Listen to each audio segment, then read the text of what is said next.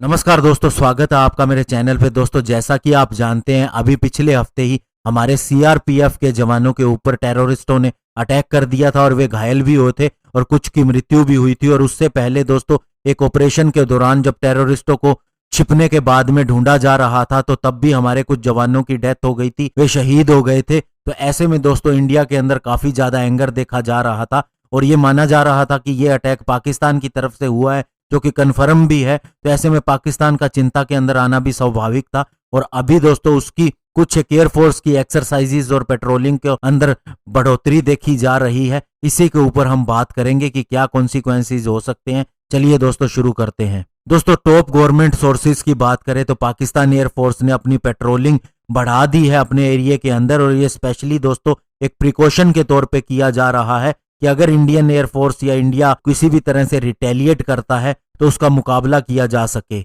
और दोस्तों, गवर्नमेंट के सूत्रों ने बताया है कि जब ये घटना हुई थी, जब टेररिस्ट अटैक हुआ था, तो उस समय पाकिस्तान जो है अपनी एरियल एक्सरसाइज कर रहा था और इसकी हमें इंफॉर्मेशन भी दी गई थी। और अब उस घटना के बाद में इसने अपनी एयरफोर्स की एक्टिविटीज को और पेट्रोलिंग को और ज्यादा बढ़ा दिया है, जिसके अंदर उसके मिक्स्ड फाइटर जेट शामिल है, जो कि F-16 और JF-17 है। और ये एक तरह से सर्विलियंस प्लेटफॉर्म के ऊपर काम कर रहे हैं। और दोस्तों, जैसे ही ये घटना हुई थी और इंडिया ने इसका ब्लेम पाकिस्तान के ऊपर डाला था, जो कि सही भी है, तो हाथों हाथ दोस्तों पाकिस्तान के प्रधानमंत्री इमरान खान ने ट्वीट किया और उन्होंने कहा कि इंडिया एक फॉल्स फ्लैग ऑपरेशन करने जा रहा है और इसका गंभीर परिणाम होगा पाकिस्तान के लिए। और पूरी दुनिया को देखना चाहिए कि जैसे ही ये घटना हुई और हाथों हाथ हमारे ऊपर इल्जाम लगा दिया गया, जो कि बेसलेस एलिगेशन है और ये इन्फिल्ट्रेशन नहीं हुई है, ये अंदर से ही हुआ है और अब पाकिस्तान के ऊपर हमला करने की कोशिश की जा रही है। और दोस्तों, पाकिस्तान का डरना स्वाभाविक भी है, क्योंकि जब हमारे उरी के ऊपर अटैक हुआ था तो इंडिया ने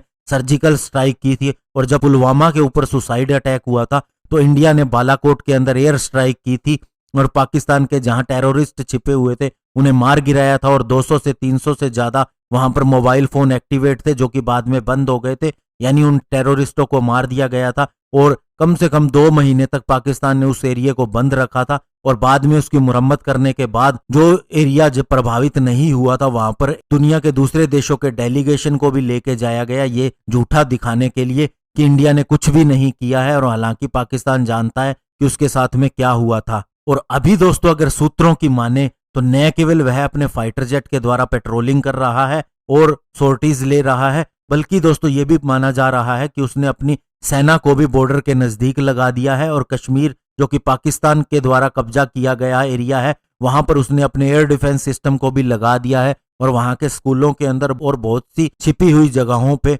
अपने इक्विपमेंट को लगाना शुरू कर दिया है, क्योंकि उसे पूरा इस चीज का खतरा है कि इंडिया कहीं उसके ऊपर अटैक ना कर दे। लेकिन दोस्तों, इंडिया का अटैक अगर होता है तो वो बिल्कुल ही सरप्राइज होगा पाकिस्तान के लिए और वह उसका मुकाबला भी नहीं कर सकता। और दोस्तों, माना जाता है कि ये डर पाकिस्तान के लिए अच्छा है, ऐसा इंडिया का सोचना है, क्योंकि दोस्तों F-16 या कोई भी फाइटर जेट को उड़ाने का जो कोस्ट होता है वो बहुत ज्यादा हैवी होता है। और चूंकि पाकिस्तान को इसका खतरा है तो इसके अंदर ये चीज अच्छी है कि उसका कोस्ट बढ़ेगा और सैनिकों को वहां पर ले जाने में और उसके बाद में दोस्तों वहां से हटाने में बहुत ज्यादा कॉस्ट होता है। आपको बताना चाहूंगा कि जब कारगिल वार हुआ था तो उस समय उन चोटियों को खाली करवाया गया था, लेकिन दोस्तों उसके बाद में भी ये संभावना बनी थी कि एक बड़ा युद्ध हो सकता है। ऐसे में दोनों देशों की जो सैनिक थे उनको बॉर्डर तक ले जाया गया और बताते हैं कि पाकिस्तान केवल उन्हें बॉर्डर तक पहुंचाने में और रसद पहुंचाने में ही उसकी इकोनॉमी बैठ गई थी और वो बहुत ज्यादा नंगा हो गया था। और इस तरह से दोस्तों अभी भी ऐसी सिचुएशन है। और माना जाता है, अगर हम कोस्ट की बात करें तो F-22A और F-35A का जो ऑपरेटिंग कॉस्ट है 1 घंटे के लिए, वो दोस्तों $33,000 है और $28,000 है F-22 और F-35 के हिसाब से।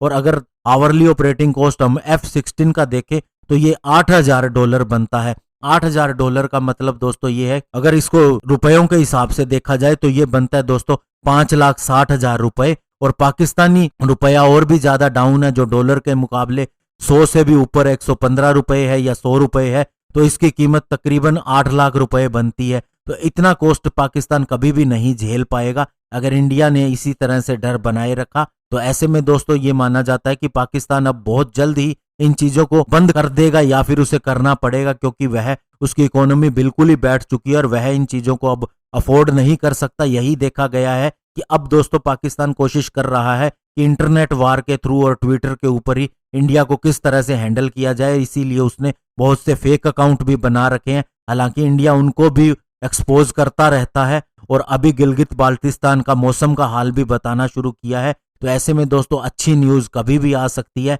ऐसा भी सुनने में आता है। तो जो भी इसके ऊपर कोई अपडेट होगी मैं आपको जरूर बताऊंगा। धन्यवाद, जय हिंद।